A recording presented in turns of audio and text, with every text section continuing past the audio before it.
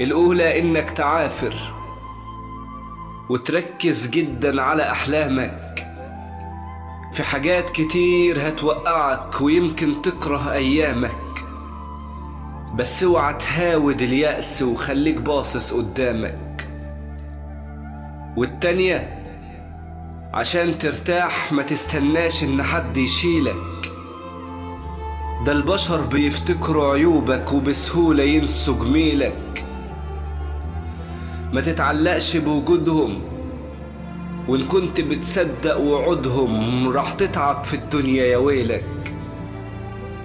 والتالتة ما يغركش اللمة والجماعة والصحاب اللي بتقابلهم كل ساعة، دول أول ما يلاقوا بديل هيركنوك عالشماعة.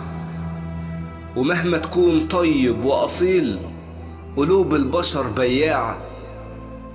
والرابعة حافظ على قلبك وما تقتلش نفسك بنفسك.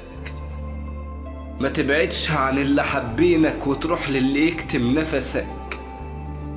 وادي مشاعرك للي يستاهل، ما تصدقش وتقع بالساهل. ما تصدقش اللي بيتقال وقيس الحب بالأفعال. ياما ناس هيقولوا بحبك وفي الآخر هيطلعوا أندال.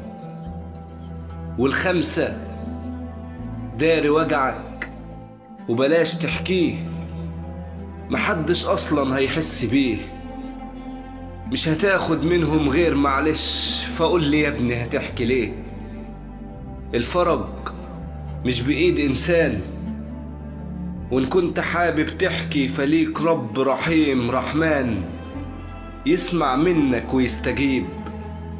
ومهما انت بعدت عنه من رحمته هيفضل قريب.